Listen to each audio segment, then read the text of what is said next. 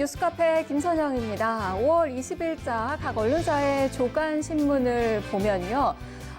빚은 늘고 있는데 여기에 눈 감은 채 재정만 확대하고 있는 그 정부를 비판하는 그런 내용도 있고, 거기다가 부동산 대책에 좀 엇박자가 나고 있다. 서울 집값 잡겠다더니 경기도 집값만 잡고 있다라는 그 기사도 있습니다. 자, 그리고 노무현 전 대통령의 서거 10주기에 관련된 그 내용도 있었고요. 거기다가 5.18 민주화운동 기념식이 주말에 있었는데요. 여기서 도망치듯 뒷문으로 퇴장한 황교안 대표에 대한 그 내용도 헤드라인으로 올랐습니다. 자, 그러면 뉴스토마토 조간신문 한번 살펴보죠. 5.18 민주화운동 그 기념식이 토요일에 있었습니다. 39도를 맞았습니다. 문재인 대통령이 참석을 했습니다. 여기서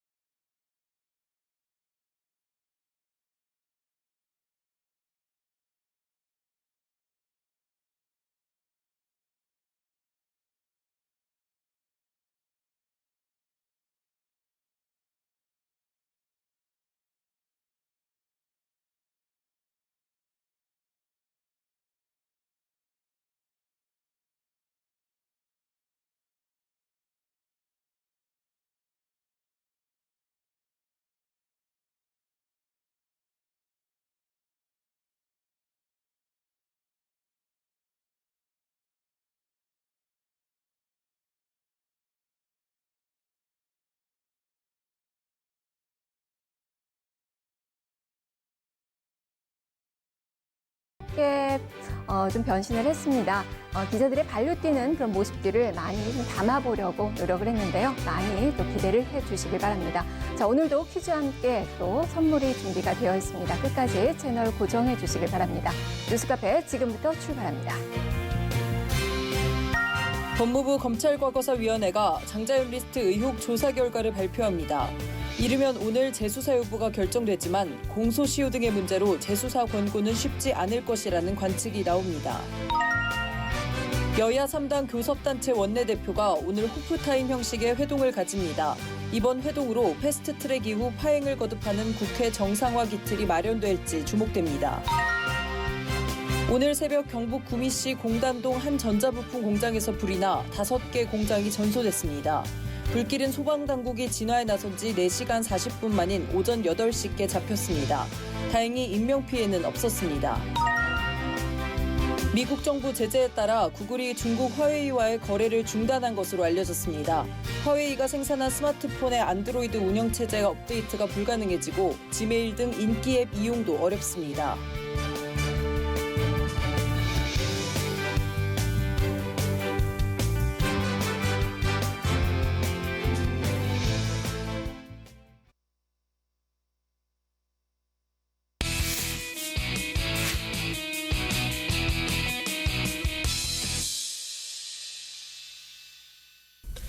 비닐봉지가 사라졌습니다.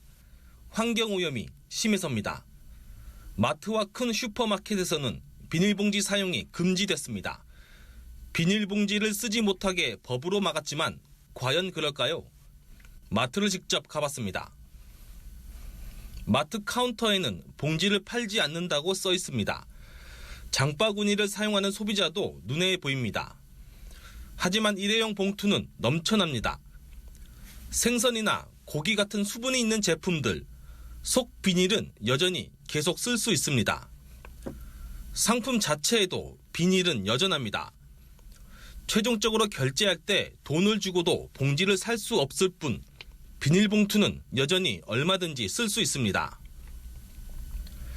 비닐봉투를 팔지 않는 이유는 과태료 때문입니다. 한 장이라도 팔면 300만 원입니다. 환경부담금 명목으로 50원을 받던 비닐봉투. 효과가 적어 결국 벌금으로 강제한 것입니다. 이로 인해서 일회용 봉투 사용이 줄었습니다. 하지만 폐비닐 문제를 근본적으로 해결할 수 있을지는 미지수입니다. 마트와 달리 편의점과 동네 가게는 사정이 어떨까? 봉투 드릴까요? 네. 봉투 드려요? 네. 1,220원인데 아, 봉투 써도 예. 되나 보네요. 아. 아니 돈 무상 아니 돈 받아요. 20원.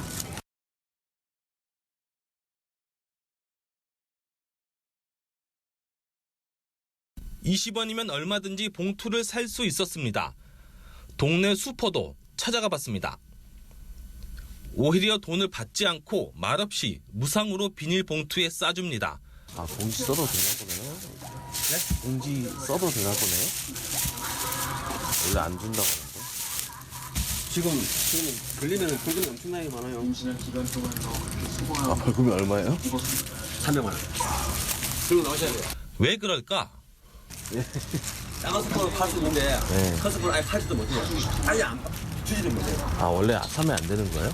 그리고 50대 이상 있잖아요. 성산마트 이런 큰데 이상은. 아, 그러면 이렇게 우리는 20원씩 팔지만 거기는 안 팔아요.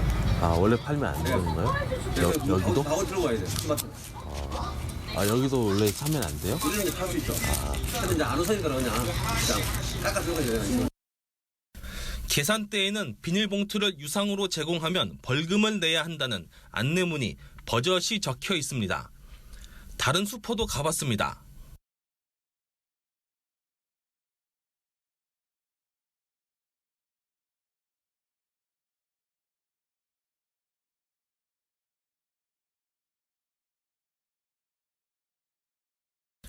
봉투가 작다고 하면 50원짜리로도 바꿔줍니다.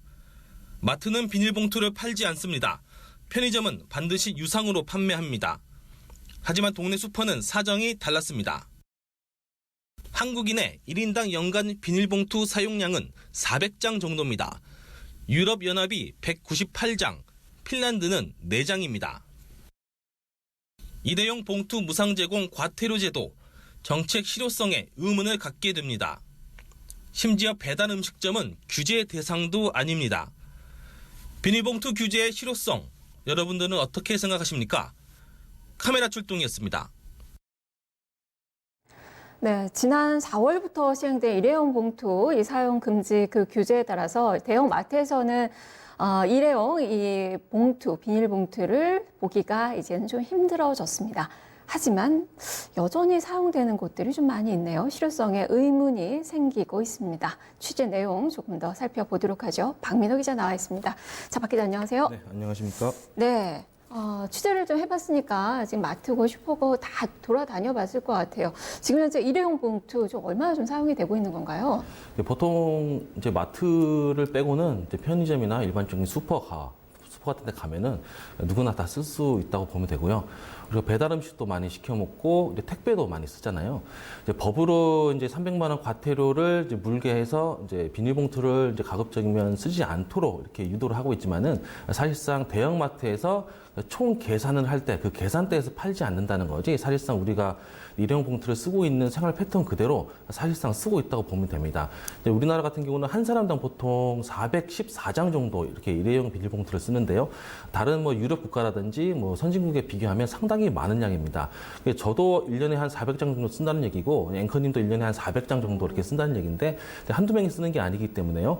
연 단위로 본다면 거의 뭐 에베레스트 산 높이의 한 6개 정도 이렇게 되는 양이 우리나라 전체적으로 이제 비닐봉투가 쌓여 있다는 거죠. 근데 중요한 건 비닐봉투가 단순히 비닐이 아니라 이제 플라스틱 전체, 플라스틱 상품 전체를 이제 비닐을 플라스틱 이렇게 보고 있는데 뭐 플라스틱 용기라든지 아니면 비닐봉투 이런 상품들 같은 경우 전체적으로 본다면은 이제 땅에 묻을래야 더 이상 묻을 수가 없고 또 그렇다고 태울 수가 없잖아요. 독성 물질이 나오기 때문에 또 뭐 월드컵 공원처럼 이렇게 난지도로 또 다시 만들기에는 여러 가지 또 행정적인 문제가 있기 때문에 처치가 곤란한 상황이 많습니다.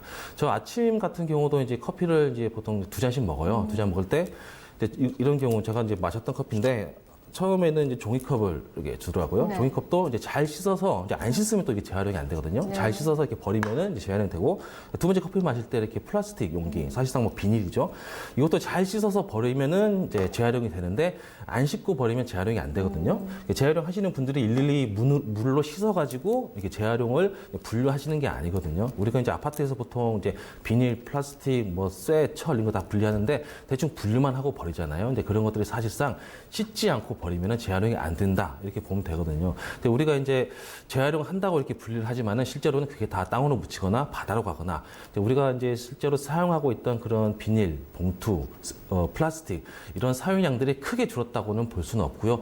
일종의 경각심 정도로 우리가 받아들이고 있고 앞으로 이제 친환경 제품으로 써야 되는 것 아닌가 이런 식으로 좀 사회적인 변화를 줘야 된다고 볼 수가 있을 것 같습니다. 마트 같은 경우는 일단 무조건 판매가 안 되고 편의점이나 좀 작은 슈퍼, 이제 좀 큰 슈퍼는 일단 돈을 주고 사야 됩니다. 20원짜리, 30원짜리, 50원짜리 그리고 동네 슈퍼에서도 마찬가지로 이제 돈을 내고 유상으로 봉투를 사야 되는데 그냥 거저주는 경우가 많아요. 화면을 예. 보니까 정말 네. 그렇지 않으면 경쟁력이 없다. 네, 그렇죠. 이래야 손님이 온다라고 예. 하시면서 이제 무료로 무상으로 좀 주시네요. 그런 경우가 좀 그게 많나 봐요. 일종의 20원 깎아주는 거죠. 쉽게 말하면은 20원 더 내라고 하면은 이제 소비자 입장에서는 그냥 좀 까탈스러우니까 이제 돈을 안 받고 이제 비닐봉투를 그냥 무상으로 주는 건데 사실 뭐 그렇게 비싸지도 않고 일종의 선심성으로 또 주다 보니까 또 동네 슈퍼까지 이제 공무원들이 직접 가서 뭐 검사를 한다든지 감시를 한다든지 누가 이제 마음 먹고 고발을 하지 않는 이상 그런 일이 좀 많지 않거든요. 담배도 마찬가지로 담배도 이제 식당에서 피우면 안 되는데 이제 아르마는 피우는 경우가 많잖아요. 네. 그게 일종의 뭐 단골 확보 차원에서 이제 그렇게 이제 사각지대가 생기는데 그런 차원에서도 이제 동네 작은 슈퍼 입장에서는 그런 사각지대가 생기고 사실상 쓰는데 저도 이제 저희 집 이번에 좀 취재를 하면서 저희 집 찬장을 한번 열어봤더니 비닐봉투가 여전히 많더라고요. 네.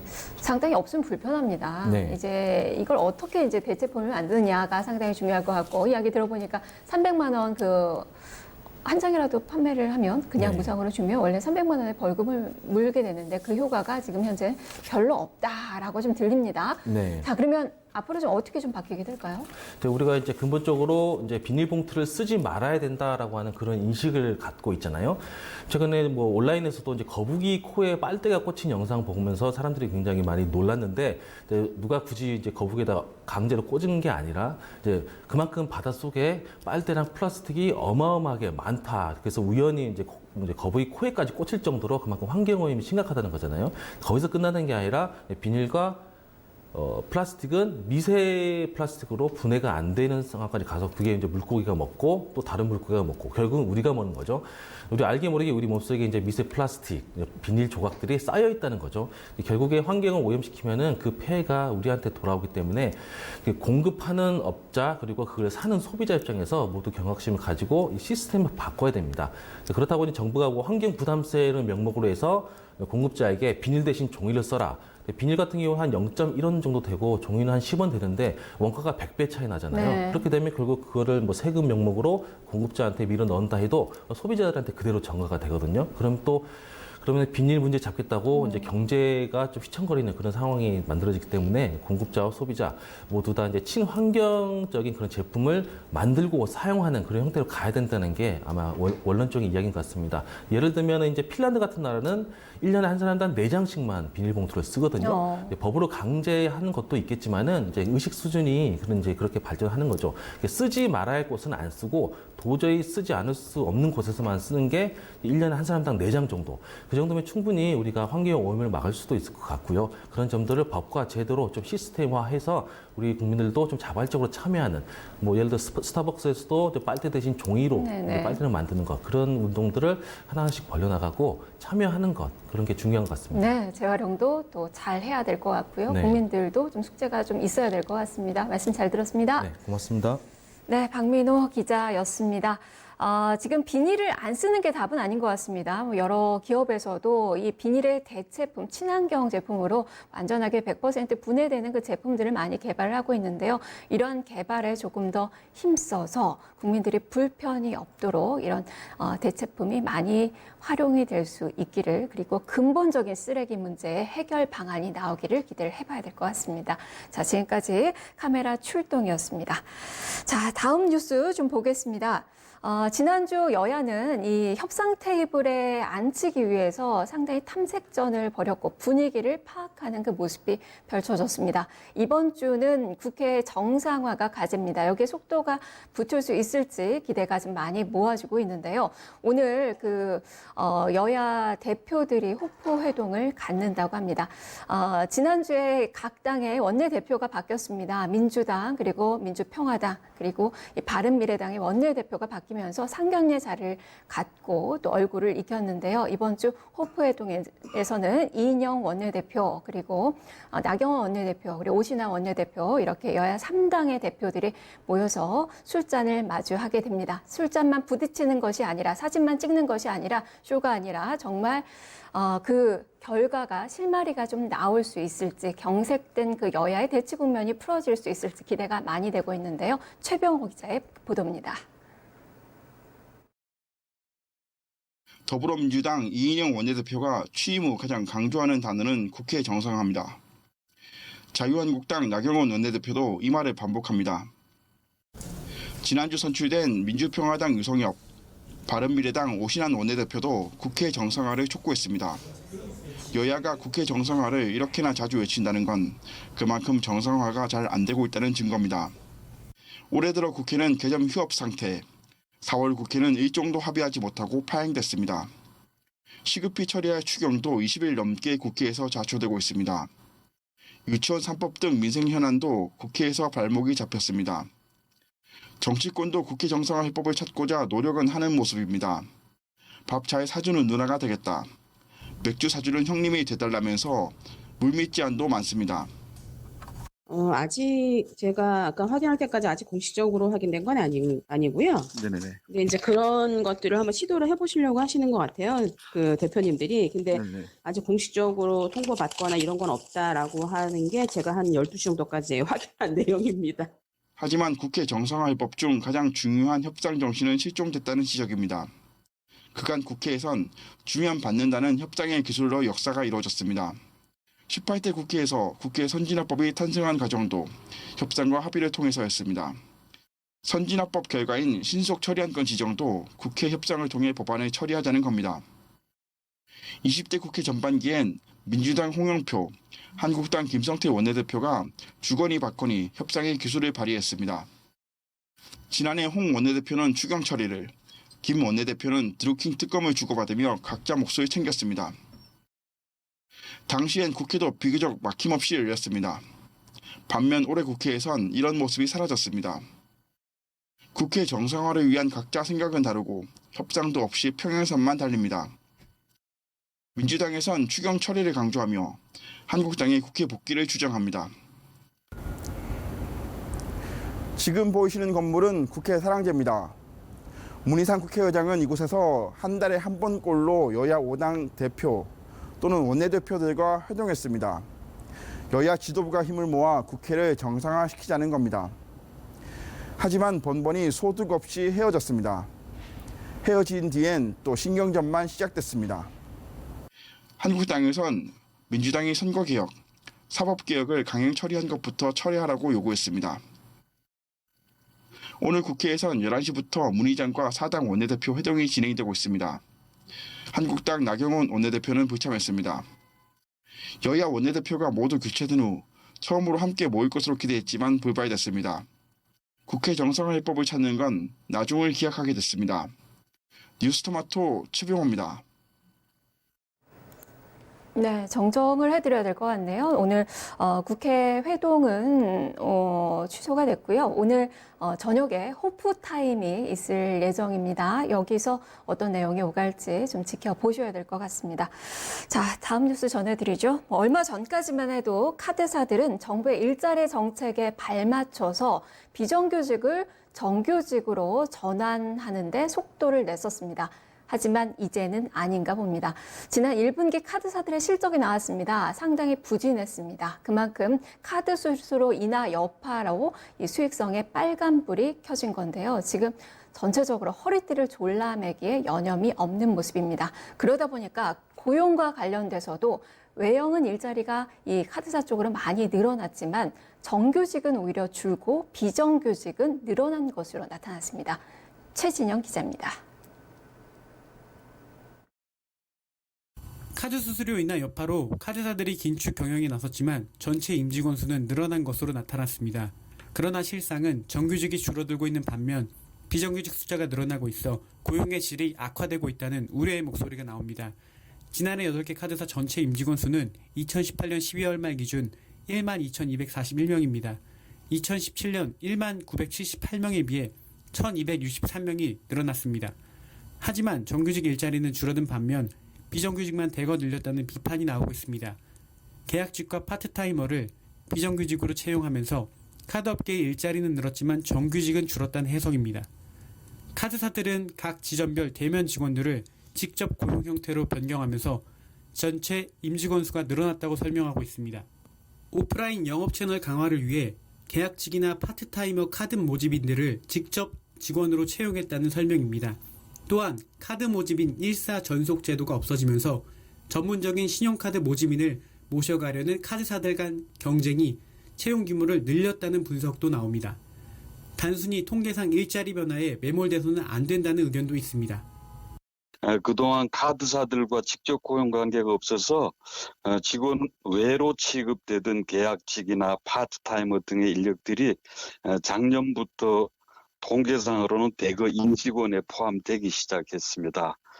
따라서 카드 업계에서 진행되고 있는 인력 감축이 통계상으로는 잘 드러나지 않고 있는데요.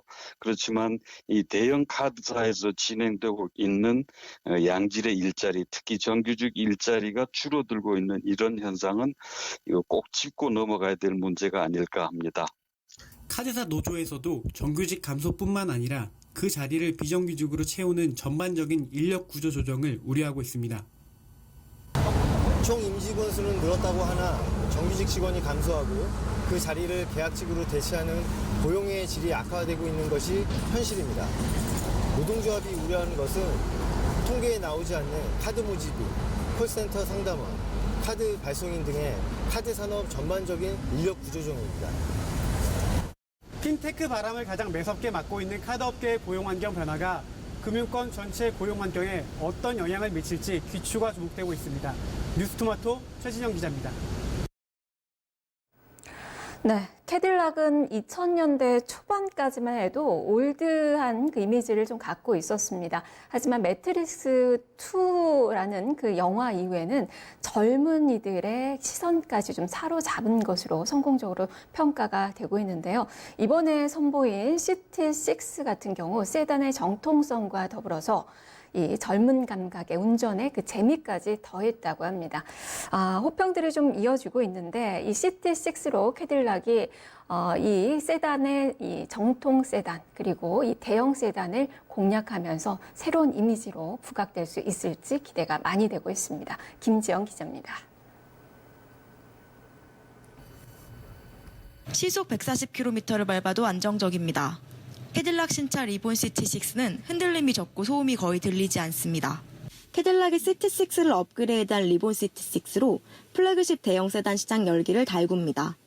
경쟁자는 제네시스 G90, 기아 자동차 K9, 메르세데스 벤츠 S클래스, 아우디 A8입니다. SUV의 강세로 국내 세단 시장은 작아지고 있지만 대형 세단만은 성장세를 타고 있습니다. 지난해 전체 세단 판매량 중 대형 점유율은 3.1%로 2년 전 1.9%에서 1.2%포인트 오른 수준입니다. 시티6는 캐딜락 매출을 견인하는 효자 모델입니다. 2016년 출시 후 꾸준히 성장 중이며 지난해 951대 판매돼 캐딜락 코리아 전체 판매량 중 45%를 차지했습니다. 회사가 최근 본격적인 마케팅에 나선 리본 시티6는 지난 3월 출시한 시티6 첫 부분 변경 모델입니다.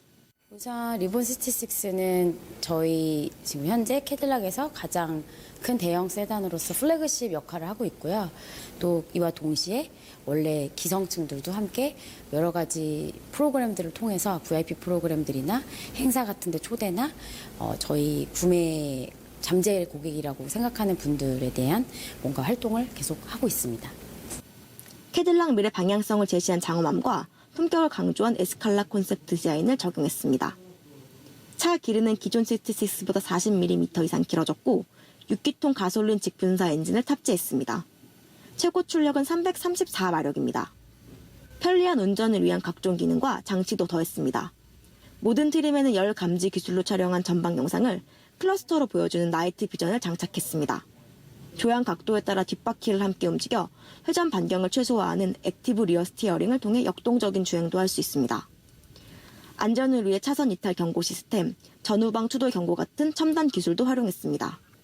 회사는 프리미엄 세단 구매를 원하는 20, 30대 밀레니얼 세대를 주요 타겟층으로 삼고 본격적인 마케팅을 시작합니다. 캐딜락은 리본 시티6 올해 판매량 목표를 700대로 잡았습니다. 회사의 미래를 책임질 모델로 자리매김할지 관심이 주목됩니다. 뉴스토마토 김지영입니다.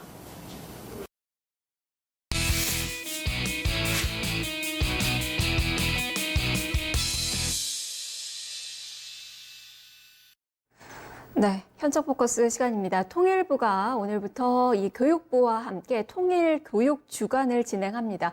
오늘 서울 중구 대한상공회의소에서 개막식에 이어서 컨퍼런스가 현재 진행이 되고 있다고 하는데요. 현장 연결해 보겠습니다. 김은별 기자입니다. 자, 김 기자, 통일 교육 주간이 뭔지 지금 행사는 또 어떻게 진행이 되고 있습니까? 네, 대한상공회의소에 나와 있는 김은별 기자입니다. 오늘부터 오는 26일까지 제7회 통일교육 주간이 시작됩니다. 이 통일교육 주간은 정부가 평화통일을 주제로 국민들과 소통하기 위한 노력의 일환인데요. 지난 2013년부터 시행돼 올해 7번째를 맞았습니다. 특히 지난해 통일교육지원법이 개정되며 올해 통일교육 주간은 법정 교육 주간으로 진행됩니다. 이 행사는 통일부와 교육부가 함께 진행하는데요.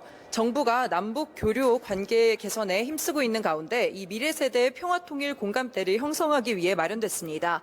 앞서 오전 10시에 있었던 개막식에서는 통일교육에 종사하는 여러 분야의 관계자와 일반 국민 약 300여 명이 참석했습니다. 이 김현철 통일부 장관도 참석했는데요. 김 장관은 통일교육을 공감과 소통으로 평화의 감수성을 기르는 과정이 되도록 노력하겠다라고 말했습니다. 이어서 통일교육 유공자 포상, 기념사와 축사, 통일부 어린이 기자단의 축하 공연도 열렸습니다.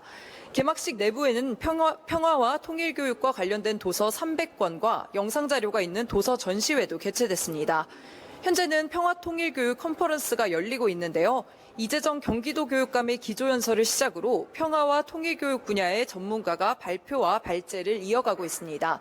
세션은 총 3개로 나뉘는데요. 첫 번째는 한반도의 지속가능한 평화와 교육, 두 번째는 평화 통일교육의 방향과 쟁점, 마지막으로 학교와 사회, 해외의 통일교육입니다. 이 사전에 참여를 신청한 시민단체 관계자와 교사, 학생 등 청중들도 사전 질의서와 현장 질의로 토론에 자유롭게 참석할 수 있습니다.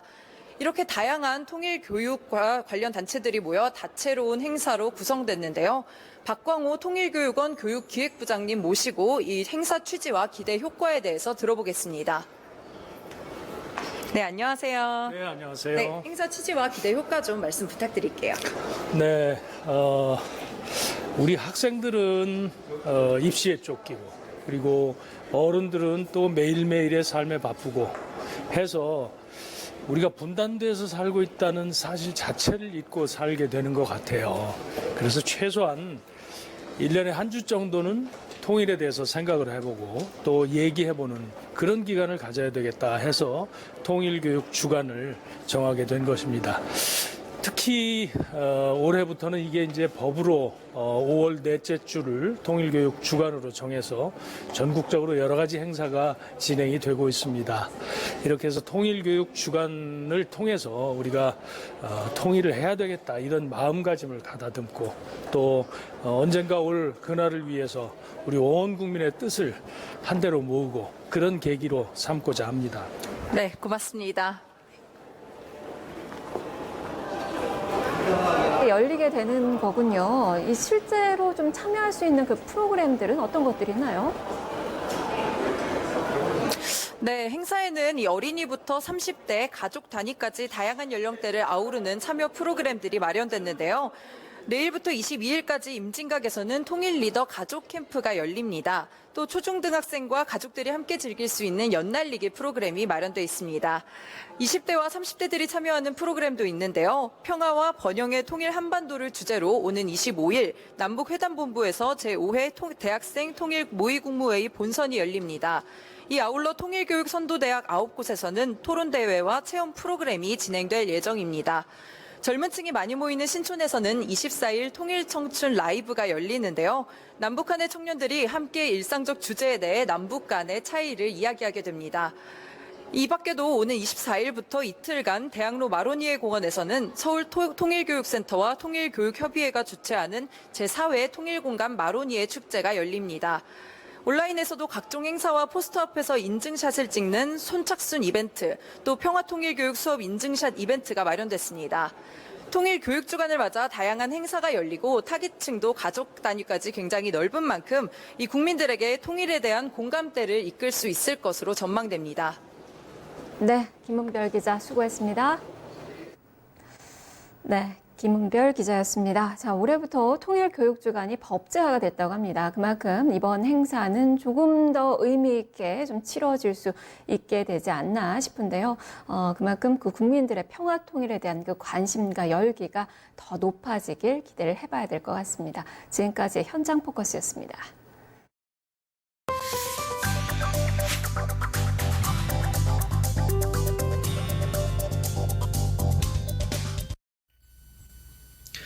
보지 말라면 더 보고 싶은 게 사람 마음이죠. 오늘의 키워드는 스트라이드 샌드 효과입니다. 미국의 유명한 가수이자 배우, 사회운동가로 바브라 스트라이드 샌드가 있습니다. 그녀는 로버트 레드포드와 함께 열연을 한 영화 추억에서 더 웨이 위 워라는 노래를 불러 크게 히트를 쳤죠.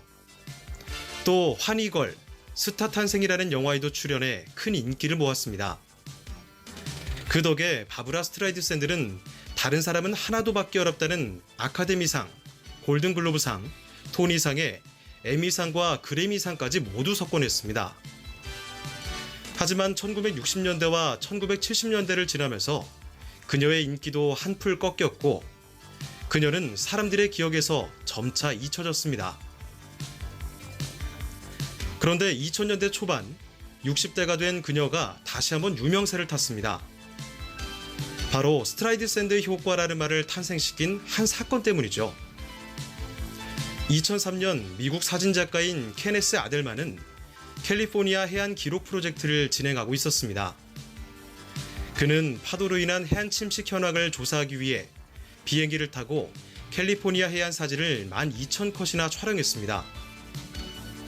그런데 당시 캘리포니아 말리부 해안의 절벽에는 바브라 스트라이드 샌드 소유의 저택이 있었습니다. 자신의 집이 촬영됐다는 사실을 안 바브라 스트라이드 샌드는 사생활이 노출되는 것이 신경 쓰였죠. 그래서 사진작가와 픽토피아닷컴에 자신의 저택 항공 사진을 삭제해달라고 요청했습니다. 하지만 요청이 제대로 받아들여지지 않았고 사생활 침해를 이유로 5천만 달러의 규모의 법정 소송을 하기에 이릅니다. 그녀의 이런 행동은 되레 사람들의 이목을 집중시키는 엉뚱한 결과를 가져왔죠. 저택이 촬영된 사진이 파일 공유 네트워크를 통해 순식간에 인터넷 곳곳에 퍼지고 말았던 것입니다. 사실 소문이 나기 전에는 아델만의 웹사이트에서 해당 사진이 다운로드된 횟수는 겨우 6번이었습니다. 하지만 소문이 난 후 한 달 사이 아델만 웹사이트의 방문자 수는 무려 42만 명이나 되었죠.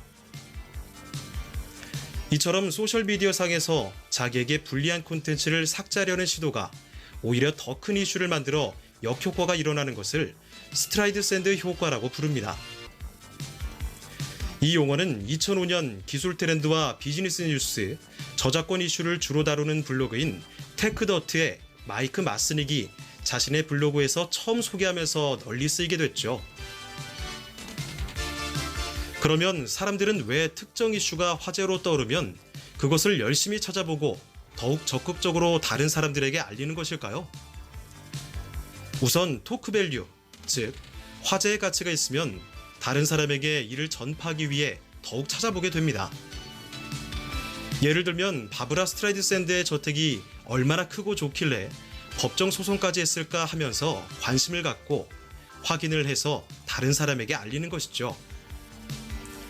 둘째, 당사자가 해당 콘텐츠를 삭제하려고 하면 사람들은 그 콘텐츠가 시간이 지나면 아예 사라질 수 있다는 두려움에 일부러 전파시키는 것입니다. 바브라 스트라이드샌드의 경우에 그녀가 소송에서 이기면 해당 사진은 웹사이트에서 삭제될 것이기 때문에 사람들은 그 전에 사진을 여기저기 전파시키려고 하는 것이죠. 이런 스트라이드샌드 효과는 사람뿐만 아니라 기업에서도 얼마든지 나타날 수 있습니다. 한 식품업체의 사례를 보죠. 어떤 직원이 공장 내 식품 조리 과정이 비위생적이라며 사진을 촬영해 블로그에 올렸습니다. 그러자 다른 사람들이 댓글에 댓글을 달며 다른 소셜미디어로도 확산시키기 시작했습니다. 이에 회사는 확산을 막기 위해 여러 곳에 올라간 콘텐츠를 지우려고 했지만 이미 다른 곳에 올라간 글에 대해서는 그럴 고란이 없었죠. 비난이 일면서 더욱 이슈화됐고 상황은 악화됐습니다. 이처럼 소셜미디어를 통한 확산은 매우 강력하죠. 회사 입장에서는 회사 상황을 개선시키거나 직원 교육을 통해 그런 글이 아예 인터넷에 올라오지 못하게 하는 것이 최선의 방책입니다. 이상 오늘의 키워드였습니다.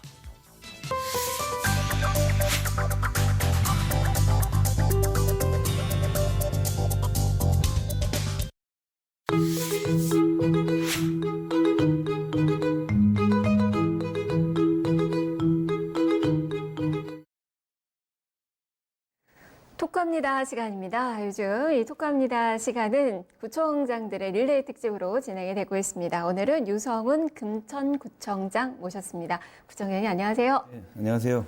금천구청장 유성훈이라고 합니다. 네. 초선 이제 구청장으로 취임하신 지 한 10달이 지났습니다. 제가 이제 듣기로는 중학교, 고등학교 다 금천구에서 보내신 걸로 알고 있어서 상당히 금천구의 토박이세요. 그만큼 금천구를 잘 아시는데 그간 구청을 운영하시면서 가장 보람 있었던 일은 또 어떤 것들이 있을까요? 사실은 학창 시절을 금천구에 보는 사람으로서 또 자기 고향에서 이렇게 헌신할 수 있는, 봉사할 수 있는 기회를 잡았다는 점에서 저는 굉장히 행복하게 요새 구청 활동을 하고 있고요. 특히 주민들께서 한 분 한 분 말씀하시는 것을 수용하는 이런 것들이 굉장히 즐겁고 보람된 일인 것 같습니다. 네, 누구보다도 이제 금천구의 속사정을 잘 아니까 이제 주민들이 얘기하는 것이 정말 잘 와닿을 것 같고 또 좋은 또 해결책을 또 주실 것 같아요. 그만큼 주민들이 좀 많이 좀 믿고 의지하는 그 분이 아닐까 싶습니다. 자, 이 자리에 오시면 제가 항상 공통적으로 드리는 질문이 있어요. 요즘 이제 구청장님들 하면 공통적인 점이 이제 지방자치 그리고 지방 분권에 관련된 그 이야기입니다. 어떻게 좀 생각하시는지 좀 궁금해요. 예. 지방정부의 기본적인 임무는 이제 주민들이 삶의 질 개선이라고 저는 생각합니다. 이 삶의 질 개선하려면은 사실은 크게 두 가지가 있는데요. 하나는 지역 개발에 대한 문제가 있고요. 또 하나는 생활 환경 개선에 대한 문제가 있습니다. 그래서 이 두 가지를 기본적인 지방자치 임무라고 생각하고요. 그런 두 가지를 실천하기 위해서 열심히 이제 하다 보니 사실은 지방자치별로 성격들이 좀 틀리고 지역 상황들이 좀 틀립니다. 그러다 보니 사실은 지방 분권이 필요한 거고요. 그런 자기 지역 현실에 맞는 행정, 지역 현실에 맞는 사업들을 벌려내려면 제대로 된 지방 분권이 필요하다고 생각합니다. 네, 그래야 또 이제 금천구가 더 발전할 수 있을 것 같고 구청장님이 그렸던 그 모습이 또 시정에 또 반영이 되지 않을까 싶네요.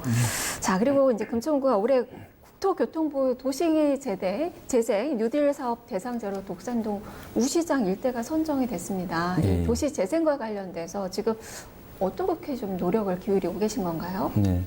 사실 이제 서울에서 여러 가지 부동산 폭등 문제 때문에 이 도시재생 문제가 난관에 있습니다만은 저희 금천구가 유일하게 서울에서도 국고를 지원받는 도시재생 지역으로 뉴딜 지역으로 선정이 된 바 있습니다.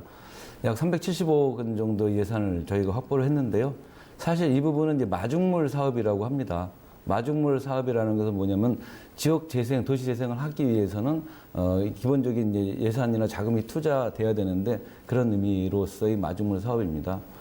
특히 도시 재생의 핵심은 지역 주민과 구청, 그다음에 또 지역에 살고 있는 상인들 모든 분들이 의견이 모아져서 지속 가능한 도시를 만드는 게 목표입니다. 그래서 저희가 그런 목표를 갖고 열심히 뛰고 있는데요. 저희가 이번에 국토교통부와 서울시에 제안을 드렸던 내용은 대개 이제 독산 삼락이라고 합니다. 독산동에 이제 우시장이 있습니다. 우시장의 먹거리 또 지역의 상권들을 결합한 도시재생을 꿈꾸고 있습니다. 네. 정말 목표대로 이제 잘 진행이 되길 또 기대를 또 해봐야 될 것 같고요. 그리고 이제 금천구청 역사 개발, 그리고 신안산선 조기 착공, 공군 부대 이전, 또 종합병원 건립. 이게 거의 뭐 10년 이상 또 묵은 그 숙제잖아요. 네. 이건 좀 어떻게 진행하고 계세요?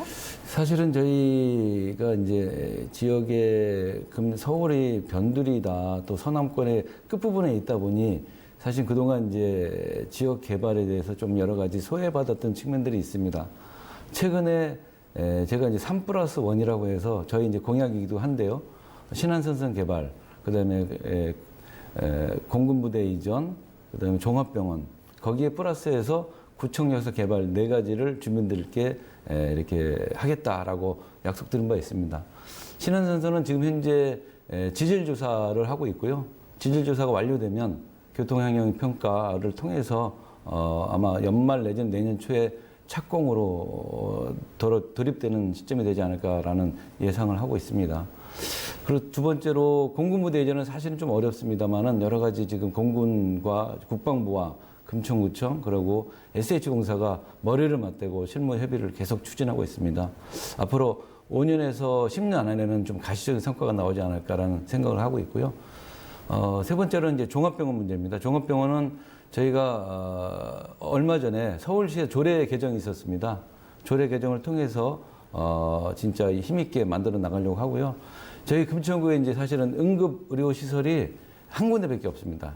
당직 의사도 한 분밖에 안 계세요. 그래갖고 이건 주민이 생명권과도 연결된 문제다라는 차원에서 아주 그 심사숙고해서 열심히 하고 있고요. 마지막으로 말씀드릴 수 있는 게 금천구청 역사 개발입니다. 사실은 서울에 1번 출구가 하나밖에 없는 마지막 남아 있는 그런 이제 구청 역사이고요. 그동안 사실은 위생 문제, 환경 문제 이런 문제로 상당히 고통을 겪어왔던 문제인데요. LH공사 그리고 코레일과 같이 협의를 해서 얼마 전에 이제 4월 중순경에 실시 설계 용역 중에 있습니다. 이제 4개월 정도 걸리는 사업인데요. 올 하반기에는 아마 여러분들과 함께 그런 청사전을 놓고 한번 고민하고 소통하는 그런 자리를 가질 수 있을 것 같은 마음이 듭니다. 열심히 지금 하고 있습니다. 진행이 이제 앞으로 잘 될 것 같아요. 그리고 무엇보다 얘기 들어보니까 종합병원 건립은 정말 꼭 필요하겠다. 깜짝 놀랐어요. 네. 병원이 하나밖에 없다는 이야기에 정말 꼭 필요한 그런 일들이 아닌가 싶어서 이 숙제들 잘 이제 풀어내시기를 또 기대를 또 해봐야 될 것 같습니다. 그리고 이제 금천구 하면 과거 구로공단으로 불렸던 이 지벨리 배후 도시로서의 역할을 하다 보니까 그동안 많이 성장이 정체됐다라는 그 지적들이 좀 많이 있었습니다. 이 부분은 좀 어떻게 해결하실 계획이신지 금천구의 이제 발전 방향 좀 궁금해요. 사실 이제 그래서 이제 제일 처음에 우리 주민들에게 약속드렸던 부분들은 금천구가 그동안 사실은 이제 낙후됐던 이미지 이번에 좀 한번 개선해 봅시다 이렇게 말씀을 드렸어요. 그래서 그동안 자족도시로서 기능이 없었다. 예를 들면 저희 종합병원 아까 말씀드렸던 종합병원 또 소방서도 없었습니다. 작년 말에 이제 경찰서가 들어왔고요. 그래서 이러한 자족도시 기능을 가지려면 기본적인 생활 SOC가 있어야 되겠다라는 차원에서 생활 SOC를 좀 확충을 해나가는데 좀 제일 구정의 방향을 좀 잡고 있고요. 두 번째로서는 그 공동체가 살아있는 우리 금천구가 됐으면 좋겠다. 정이 흐르는 금천구가 됐으면 좋겠다라는 마음을 갖고 있습니다. 그래서 그동안 사실은 10개동 저희가 10개동에 있는데요. 10개동 전동을 주민자치회도 구성이 되어 있습니다. 그래서 얼마 전에 주민총회도 다 여러분들이 모이셔갖고 논의해서 우리 마을 가꾸기에 대해서 논의를 해서 결론을 냈습니다만은 그런 그 생활 SOC의 기본적인 확충 속에 우리 주민들이 공동체가 살아있는 우리 금천구 만들어 보겠다라는 목표로 뛰고 있습니다. 네. 그리고 이 슬로건을 제가 지금 보니까 동네방네 행복도시 금천이에요. 네. 지금 기대가 많이 됩니다. 구체적인 좀 실행 방안은 어떤가요? 예, 그러니까 실제로 제일 중요한 게 거대한 지역 개발도 중요합니다. 저희 금천구는. 근데 또 하나 중요한 측면은 주민들께서 편리하게 사용하실 수 있고 편리하게 생활하실 수 있는 쾌적한 주거 환경, 또 청소, 교통 이런 문제가 또 중요하다고 생각합니다. 거기에 생활체육 이거 너무너무 중요하죠. 저희 금천구가 그동안 그런 것들이 많이 없었습니다. 그래서 이 지역 개발과 동시에 쾌적한 청소 환경, 교통들이 어우러지는 그런 자족 도시로서의 기능들을 이번에 좀 기필코 민선 7기에 있어서는 좀 확충을 하고 만들어 보겠다라는 각오를 갖고 있습니다. 네, 잘 실행이 돼야 될 텐데 그런 점들을 실행하기 위해서 소통을 또 주민들과 참 많이 하고 계시더라고요. 네. 골목 구청장도 진행을 하고 계시고요. 예. 네, 실질적으로 주민들 좀 많이 만나시잖아요. 어떻습니까? 그러니까 사실은 제가 이제 뭐 저희 금천구 오시면 아시겠지만 사실 골목길이 많습니다. 그래서 얼마 전에도 주민총회에서 나왔던 의제들이 대부분 다 골목길 가꾸기 또 내지는 봉사 이런 것들이 굉장히 많습니다. 그래서 저도 현장에서 항상 호흡하고 소통하는 구청장으로서 내 스스로 다짐하기 위해서 제가 골목길 구청장을 한번 해보겠습니다라고 주민들께 말씀드렸고요. 그래서 지금 격주에 한 번씩 골목길 구청장 회의도 열고 가서 골목 반상회도 열고 그래서 주민과 소통하는 그런 구청장으로서 열심히 하고 있습니다. 네, 주민들이 정말 좋아하실 것 같고 또 구청장님 만나서 또 요청하는 그런 일들이 좀 많을 것 같아서 그게 네. 실질적으로 이루어지고 그러면 더 주민들이 정말 행복해 하실 것 같아요. 정말 슬로건이 동네방네 행복도시 금천인데 이것을 조금씩 실현해 나가고 계신 게 아닌가 싶습니다. 자, 금천구 하면 서민의 비중도 높고 1인 가구의 비중도 높은 걸로 알려져 있어요. 이들을 위한 그 정책들은 어떤 것들이 좀 있을까요? 예, 그래서 사실은 이제 서민 정책으로 저희가 이제 사실은 복지 정책을 좀 확충해 나가려고 하는데요. 요새 이제 주민총회 때 제가 다 여쭤봤습니다. 그래서 이번에 올해 주요 정책을 무상교복을 한번 해보는 게 어떨까라는 차원에서 무상교복에 대해서 우리 주민총회 10개동 주민총회를 거쳐서 제가 의견을 드렸더니 많은 분들이 너무 좋다. 왜냐면 저희 이제 금천구는 서민들이 많이 사시고 또 교육열도 한편으로 높으신 분들이 굉장히 많습니다. 그래서 그런 무상교복 정책. 또 우리 1인 가구나 청년들이 저희가 많이 사십니다. 특히 이제 지금은 쥐밸리인데요. 옛날 구로공단이었던 쥐밸리의 배후 도시로 있다 보니 청년 창업에 대한 의지 또 그런 분들이 굉장히 많이 오세요. 그래서 청년 창업 공간들을 많이 만들어서 확충하려고 합니다. 그래서 메이커 스페이스 또 여러 산업 디자인 이런 것들을 갖다가 저희가 유치를 했습니다만은 그런 데 오셔서 청년 창업을 할 수 있는 그런 기지를 좀 만들어서 저희 행정 역량을 총동원해서 제공하려고 합니다. 네, 자 끝으로 시간이 벌써 다 됐어요. 민선 7기 임기가 끝났을 때 과연 또 기대가 많이 되는데 금천구가 어떤 모습으로 바뀌어 있을지 그리시는 그 모습 그리고 끝으로 이 금천 구민들께 한 말씀 해주시죠. 네. 그 금천구가 임기 말에 가서는 이제 살맛나는 도시 금천, 매력적인 도시 금천으로 갔으면 좋겠다라는 게 제 개인적인 소망이고 포부입니다. 그래서 그런 측면에서 여러 가지 말씀드려서 생활 SOC, 주민 편의시설 기필코 확충해내고요. 우리 주민들이 바람 만들어서 저 같이 소통하면서 소통하는 구청, 골목 구청장으로서 열심히 우리 주민과 같이 해나가겠습니다. 주민 여러분도 많이 도와주시면 고맙겠습니다. 네, 자 오늘 또 귀한 또 말씀 잘 들었습니다. 고맙습니다. 예, 감사합니다. 네, 유성훈 금천구청장이었습니다. 여기서 오늘의 퀴즈 시간 갖겠습니다. 자, 지난주 정답부터 좀 공개를 해드릴게요. 지난주 금요일 정답은 직권남용죄였습니다. 김정우님 축하드립니다. 자, 이어서 오늘의 문제 드리죠. 서울시 금천구에 위치한 동으로 정부가 선정한 첫 서울 도시재생지이자 우시장으로 알려진 일대는 무엇일까요? 라는 문제입니다. 자, 무슨 동이죠? 아시는 분들은 뉴스토마토 유튜브 페이지에 오셔서 먼저 구독해 주시고 현재 방송되고 있는 스트리밍 화면이 있습니다. 여기에 댓글로 정답 달아주세요. 정답 남기실 때는 이메일 주소 함께 남겨주셔야 선물 보내드릴 수 있습니다. 선정되신 분께는 악인전 영화 티켓 2장 보내드리겠습니다. 많은 참여 기다리고 있겠습니다. 지금까지 토크합니다. 함께 하셨습니다.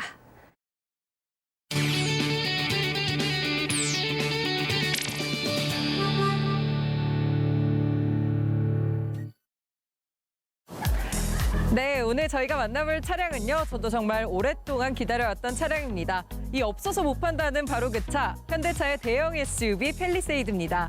최근에 방탄소년단이 그래미 어워즈에서 이 팰리세이드를 타고 등장하면서 전 세계적으로 주목을 끌기도 했습니다. 네, 지난 4월에만 6,500대 이상 팔리면서 현대차의 효자 모델로 자리 잡고 있는 대형 SUV 팰리세이드입니다. 지난해 12월에 출시했는데요. 사전 예약 때부터 주문이 밀리면서 차량 인도까지 약 7개월이 소요될 정도로 대단한 인기를 끌고 있다고 합니다. 네, 오늘 저희가 살펴볼 모델은 바로 가솔린 3.8 모델입니다. 여기서 계속 설명을 드리는 것보다 직접 보시는 게 낫겠죠? 지금부터 살펴보시겠습니다. 팰리세이드의 첫인상은 압도적인 존재감인데요. 대형 캐스케이딩 그릴의 존재감이 고급감을 더했습니다. 전체적으로 크롬 소재를 많이 사용해 볼륨감을 키워 역동적이고 세련된 멋을 풍기는데요. 개인적으로 측면 디자인이 가장 매력적으로 다가왔습니다. 기존 3열 공간이 마련된 만큼 큰 창문을 통해 개방감도 높였습니다. 디자인적으로는 외장에서는 아무래도 SUV다 보니까 굉장히 좀 대담하고 웅장한 캐릭터를 강조를 해서요. 보통 램프나 그릴 같은 것들이 다 수직 구조로 디자인이 적용이 되어 있습니다. 수직 구조를 적용하는 것은 수직 구조를 통해 차가 더 커 보이고 더 높아 보이는 그런 캐릭터를 가지고 있고요. 사이드 미러 역시 팰리세이드의 디자인 컨셉트를 잘 반영하고 있습니다. 후면 리어 램프 역시 전면부와 마찬가지로 수직형으로 디자인되어 대형 SUV다운 묵직함을 연출했습니다. 가장 마음에 들었던 건 실내 디자인인데요. 한마디로 고급스럽다는 인상을 받았습니다. 계기판과 내비게이션이 일체형으로 배열된 점은 시인성을 높여주었습니다. 2열과 3열의 넓은 공간은 자녀가 많으신 분들에겐 굉장히 적합해 보입니다. 그리고 지금 제가 앉아있는 3열은 이 SUV에서는 보통 계륵과 같은 존재로 꼽혔는데요. 이 팰리세이드는 여기 보시는 이 버튼으로 등받이 조절이 가능해서 성인이 앉아도 불편함이 전혀 없을 정도입니다. 기존 현대차 SUV와 다른 점은 2열과 3열의 원터치 워크인이 기본 옵션으로 적용됐다는 점인데요. 이로 인해 편의성이 한층 높아졌습니다. 팰리세이드는 파노라마 선루프가 아닌 듀얼 와이드 선루프가 적용됐습니다. 트렁크도 동급 최대 수준인 1297리터에 달하는데요.